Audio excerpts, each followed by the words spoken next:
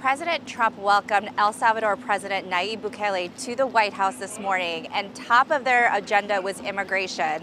Bukele and the government of El Salvador has been a critical partner to the Trump administration when it comes to their mass deportation operations. We know that the Trump administration sent more than 200 Venezuelan migrants to a notorious gang prison in El Salvador after the U.S. and El Salvador struck a deal for the U.S. to give the country $6 million to house these migrants for about a year. And that has raised a lot of legal concerns, but ultimately the Supreme Court has said the government, or the U.S. government, can use an old law to send these migrants to El Salvador as long as they have due process, as long as they have a court hearing.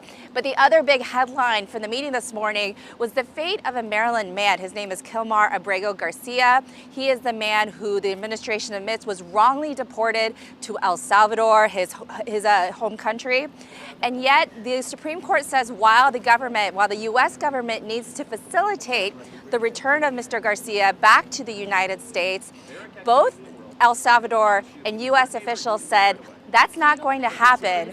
You have top Trump administration officials saying this is an El Salvadoran citizen. We are not going to tell the government of El Salvador what to do. And President Bukele said, why would I send him back? Of course I'm not going to do that. I'm not going to release someone who they say is a criminal back on U.S. soil. The question is preposterous. How can I smuggle a terrorist into the United States? I don't have the power to return him to the United States.